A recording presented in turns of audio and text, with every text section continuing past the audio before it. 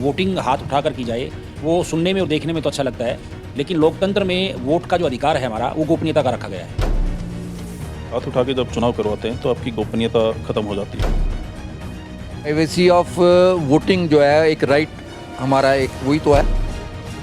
Ideology पे तो vote हुई थी, वहाँ जाके वो अपनी आइडियोलॉजी चेंज करके किसी और को वोट देता है, तो जो उसकी गोपनीयता खत्म हो रही है हाथ उठाने से, उससे ज़्यादा बड़ा अपराध ये कर रहा है जो जनता को मूर्ख बना रहा है। इतने पता नहीं कितने लोग होंगे उस एरिए में। अगर हाथ वो बीजेपी के फेवर में उठा देंगे तो क्या करेंगे, क्या करेगी अपना कांग्रेस और क्या आप करेगी?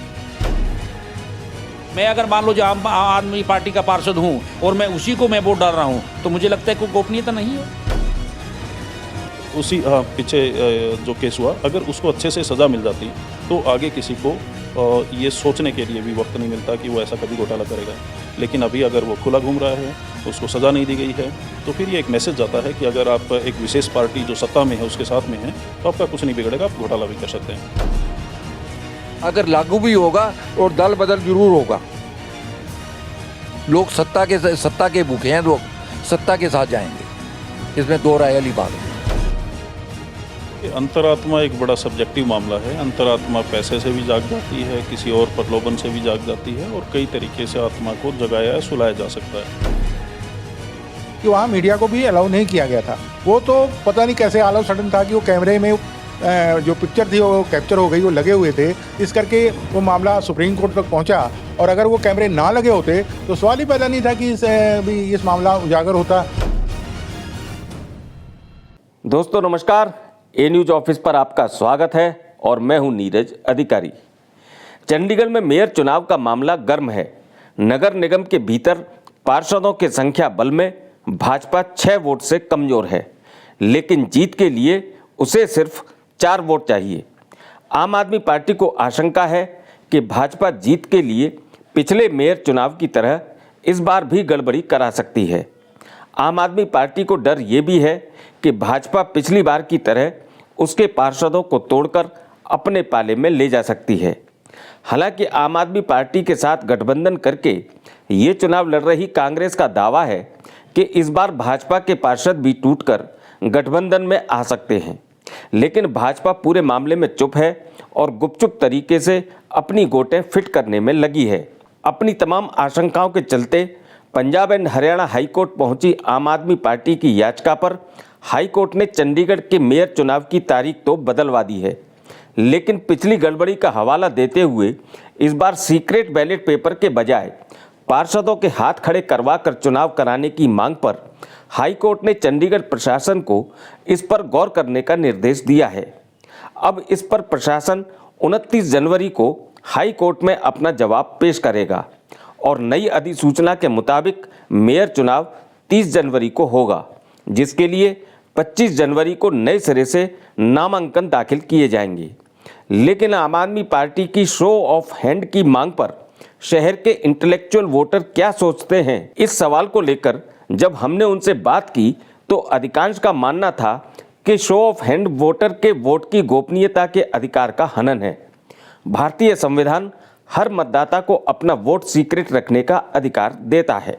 वोटिंग हाथ उठाकर की जाए वो सुनने में और देखने में तो अच्छा लगता है, लेकिन लोकतंत्र में वोट का जो अधिकार है हमारा वो गोपनीयता का रखा गया है कि मैं किसको वोट डाल रहा हूँ वो मेरा अधिकार क्षेत्र है, उसको मैं बता नहीं सकता। हाथ उठा के जब चुनाव करवाते हैं तो आपकी गोपनीयता खत्म हो जाती है।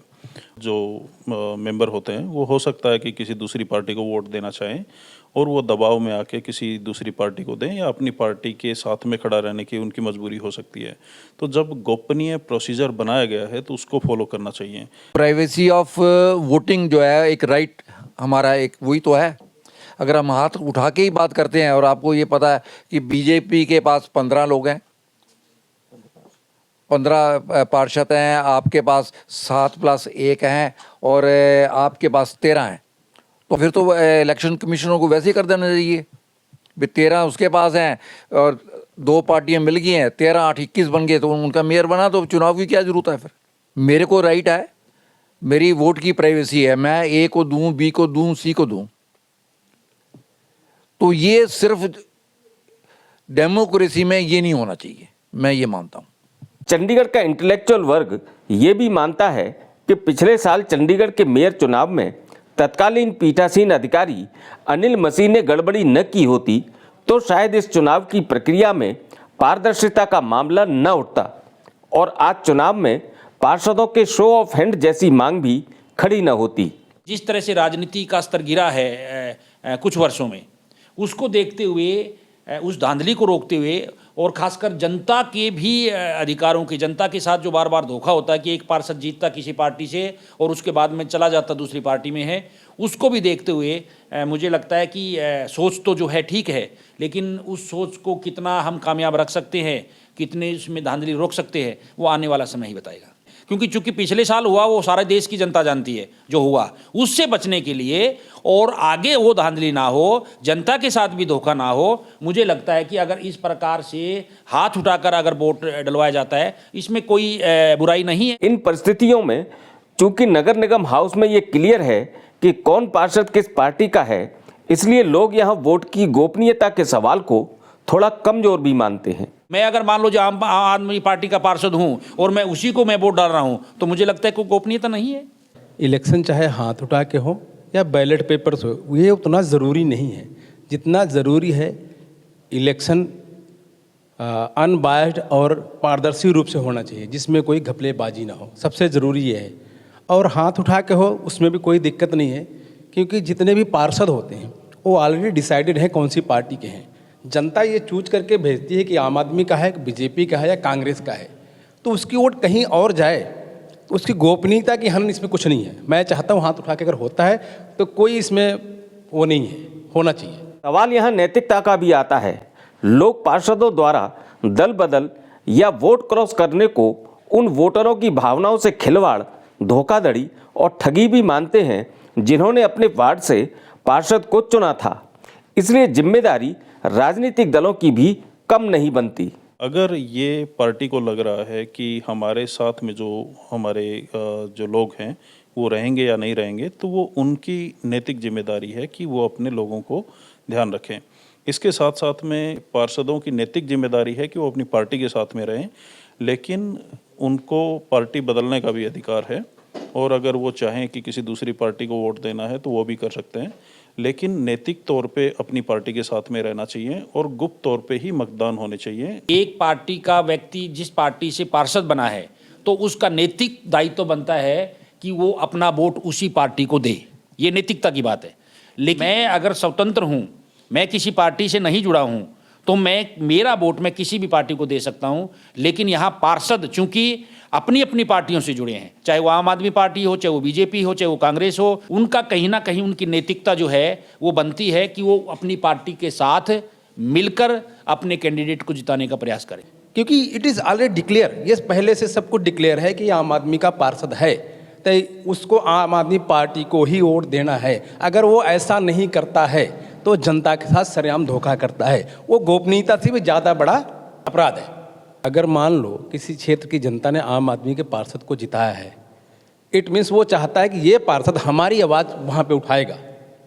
ये जनता कभी नहीं चाहती कि ये पार्षद जाके कल वहाँ पे किसी और पार्टी को वोट करेगा, क्योंकि आइडियोलॉजी पे तो वोट हुई थी कि ही इज़ आम आदमी का पार्टी, वो शिक्षा पे बात करेगा, इलेक्शन किसी और जितने मुद्दे हैं उस पर बात करेगा। वहाँ जाके वो अपनी आइडियोलॉजी चेंज करके किसी और को वोट देता है, तो जो उसकी गोपनीयता खत्म हो रही है हाथ उठाने से, उससे ज़्यादा बड़ा अपराध ये कर रहा है जो जनता को मूर्ख बना रहा है। इतने पता नहीं कितने लोग होंगे उस एरिए में, कितने लोगों को धोखा देके किसी और पार्टी को सपोर्ट कर रहा है। चुनाव के मौके पर नैतिकता और निष्ठा के अलावा एक बड़ा सवाल अंतरात्मा का भी आता है। भाजपा भी कह रही है कि आम आदमी पार्टी और कांग्रेस के पार्षद शहर की भलाई को प्राथमिकता देकर अपनी अंतरात्मा की आवाज़ सुनकर वोट करें, लेकिन ये अंतरात्मा चुनाव के मौके पर ही क्यों जगाने की बात होती है? अंतरात्मा एक बड़ा सब्जेक्टिव मामला है। अंतरात्मा पैसे से भी जाग जाती है, किसी और प्रलोभन से भी जाग जाती है और कई तरीके से आत्मा को जगाया या सुलाया जा सकता है। और ये हम हॉर्स ट्रेडिंग सांसद के इलेक्शन में भी देखते हैं, पार्षद के इलेक्शन में भी और एमएलए के इलेक्शन में भी। तो इससे घबराने की ज़रूरत नहीं है। घबराएगा वो जिनके पार्षद उनको लग रहा है कि उनके साथ में नहीं है। और हॉर्स ट्रेडिंग से लेके तमाम सारे मुद्दे होते हैं, इसमें कोई शक नहीं है। मैं ये विश्वास करता हूं कि जो अच्छे पार्षद हैं वो अपनी पार्टी को ज़रूर सपोर्ट करेंगे, लेकिन अगर उनको लगता है कि कोई ऐसा गंभीर मसला है जिसको वो दूसरी पार्टी में जाके भी कर सकते हैं, जैसे हो सकता है कि बीजेपी के पार्षद भी आम आदमी में आ जाएं, है ना, अगर गोपनीय तरीके से अगर उनको वोट करने का अधिकार मिले तो दोनों तरफ से पॉसिबिलिटीज़ हैं। तो आप पॉसिबिलिटीज़ को ख़त्म नहीं कर सकते हैं और अंतरात्माएं जागती सोती रहती हैं। उसके लिए कौन कितना कैसे प्रलोभन देता है वो हम लोगों ने पहले भी देखा है और आगे भी देखते रहेंगे। तो उसकी जिम्मेदारी पार्टी की है कि वो अपने जो पार्षद हैं उनको अच्छे से संभाल के रखे, उनके जो भी सवाल हैं या जो उनके अनरेस्ट हैं उसको एड्रेस करे। इंटेलेक्चुअल वर्ग मानता है कि लोकतंत्र की पवित्रता को बनाए रखने के लिए चुनाव की पूरी प्रक्रिया को एक सीमा तक पारदर्शी बनाया जा सकता है और बनाया भी जाना चाहिए। इसके उपाय करने चाहिए और गड़बड़ी करने वालों को सख्त सजा भी मिलनी चाहिए ताकि वो ऐसी नज़ीर बने कि कोई भविष्य में लोकतंत्र की पवित्रता को भंग करने का प्रयास भी न कर सके।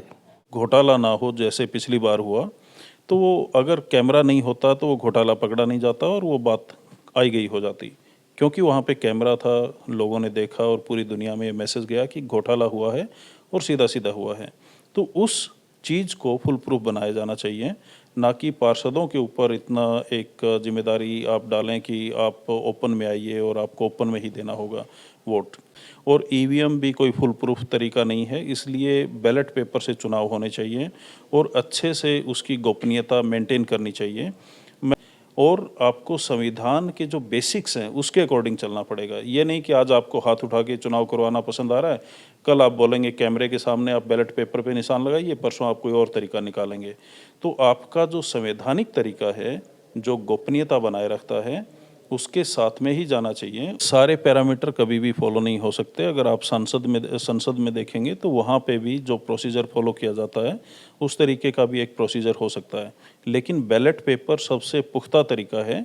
अगर आप किसी बैलेट पेपर की तो जो है जो पवित्रता अनिल मसीह ने भंग कर दी थी पिछले साल, तो इसीलिए कैमरे लगाने चाहिए ना। जो आपका कैमरा है ये बहुत कुछ बोलता है और ये बड़े बड़ों की पोल खोल देता है। तो आपके कैमरे वहाँ पे होने चाहिए, मीडिया वहाँ पे अलाउड होनी चाहिए, हर जगह पे कैमरे लगे हों, प्रॉपर तरीके से लोग वहाँ पे जो ऑब्जर्वर हैं उनको आने की पूरी छूट हो, मीडिया को आने की छूट हो, तभी तो बात बनती है ना। हर स्टेप पे निगरानी होनी चाहिए। और जो अनिल मसीह का जो केस हुआ पिछला, अगर उसी पीछे जो केस हुआ अगर उसको अच्छे से सज़ा मिल जाती तो आगे किसी को ये सोचने के लिए भी वक्त नहीं मिलता कि वो ऐसा कभी घोटाला करेगा। लेकिन अभी अगर वो खुला घूम रहा है, उसको सज़ा नहीं दी गई है, तो फिर ये एक मैसेज जाता है कि अगर आप एक विशेष पार्टी जो सत्ता में है उसके साथ में है तो आपका कुछ नहीं बिगड़ेगा, आप घोटाला भी कर सकते हैं। तो ये तो कोई तरीका नहीं हुआ ना। तो आपको सिस्टम को अगर पुख्ता बनाना है तो आपको ये इंश्योर करना पड़ेगा कि जो गोपनीयता है वो भी बनी रहे, निष्पक्षता भी बनी रहे और संविधान का पूरी तरह से पालन हो। अगर पार्षदों के हाथ उठवाकर चुनाव कराया जाए और चुनावी प्रक्रिया को पारदर्शी भी बना दिया जाए तो भी क्या पार्षदों का दल बदल, क्रॉस वोटिंग या हॉर्स ट्रेडिंग पर लगाम लग पाएगी? हाथ उठाने से कुछ भी नहीं होगा। अगर मैं ये कहता हूँ हाथ उठाने की बात है, अपना आपके मेंबर हैं या कांग्रेस के मेंबर हैं, अगर हाथ वो बीजेपी के फेवर में उठा देंगे तो क्या करेंगे? क्या करेगी अपना कांग्रेस और क्या आप करेगी? दल बदल कानून तो लागू नहीं हो रहा। हाथ वाला तो एक शोषा छेड़ दिया। और आज एक काउंसलर जाके कोर्ट में कह दे कि जी मैं हाथ उठा के ये अपना वोटिंग नहीं करना चाहता, तो ये क्या ये करवा पाएंगे? कभी नहीं करवा सकते। अगर लागू भी होगा और दल बदल जरूर होगा। लोग सत्ता के भूखे हैं, लोग सत्ता के साथ जाएंगे, इसमें दो राय वाली बात नहीं है। पहले ही तोड़ फोड़ हो जाएगी जब उनको ये पता लगा कि मेरे को हाथ उठाना पड़ेगा। वो कहेगा मैं एक्सपोज तो होना है, क्यों ना मैं अपना दल बदल कर लूँ। इस बारी मेरे को ये ऐसा लगता है एब्सेंट भी होंगे, जैसे खेला पहले भी होता रहा। ये पॉलिटिक्स में कोई नई बात नहीं है। और भी कोई उपाय हो सकता है कि चाहे मेयर का चुनाव हो, चाहे नगर निगम का, जो इनके जो डिप्टी मेयर है, सीनियर डिप्टी मेयर है, ये चुनाव 5-5 साल के लिए होने चाहिए जैसे कि सांसद का होता है, और इनका जनता के द्वारा ही निर्वाचन होना चाहिए, जनता इनको चुने। बेसिकली अगर अनबायस्ड इलेक्शन कराना है तो वहाँ कोई भी IAS PCS या सेक्रेटरी लेवल का अधिकारी होना चाहिए, प्रिसाइडिंग अफसर, जो इसको इलेक्शन को कंडक्ट करे। अदरवाइज ऐसा होगा ही होगा, जिसको मौका मिलेगा वो गलत करेगा। मीडिया को वहाँ अलाउ करना चाहिए, वहाँ मीडिया भी होना चाहिए। जो लास्ट टाइम में हुआ था आपने भी देखा होगा कि वहाँ मीडिया को भी अलाउ नहीं किया गया था। वो तो पता नहीं कैसे ऑल ऑफ सडन था कि वो कैमरे में जो पिक्चर थी वो कैप्चर हो गई, वो लगे हुए थे, इस करके वो मामला सुप्रीम कोर्ट तक पहुंचा। और अगर वो कैमरे ना लगे होते तो सवाल ही पैदा नहीं था कि इस मामला उजागर होता और बीजेपी का कैंडिडेट हटाया जाता। वो तो डिक्लेयर था, बैठ ही गया था कैंडिडेट, मेयर उनका डिक्लेयर कर दिया था उन्होंने।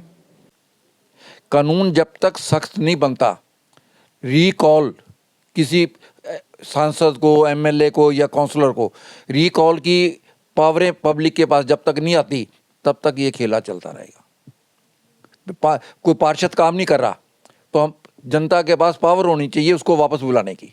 अगर वो जनता की आकांक्षाओं के खिलाफ अगर वो कहीं वोटिंग कर देता है मेयर चुनाव में, तो भी जनता उसको वापस बुला ले। वापस बुला ले, यही मैं कहना चाहता हूँ। तभी ट्रांसपेरेंसी आएगी, खाली हाथ उठाने से ट्रांसपेरेंसी नहीं आ सकती। तो दोस्तों, चंडीगढ़ के इन बुद्धिजीवियों की बात से आप कितने सहमत हैं? और चंडीगढ़ के मेयर चुनाव को निष्पक्ष और पारदर्शी बनाने के लिए आपके पास भी यदि कोई सुझाव हो तो कमेंट बॉक्स में ज़रूर लिखें। हम अच्छे सुझावों को अपने अगले वीडियो में ज़रूर स्थान देंगे। हमारी नज़र इस चुनाव पर लगातार बनी हुई है। आपसे निवेदन है कि यदि आपने अभी हमारे चैनल को सब्सक्राइब नहीं किया है तो सब्सक्राइब करके स्वस्थ पत्रकारिता को अपना समर्थन जरूर दें। साथ ही बेल आइकन भी दबा दें ताकि हमारे वीडियो की नोटिफिकेशन भी आपको मिल सके। मुझसे जुड़े रहने के लिए आपका बहुत बहुत धन्यवाद।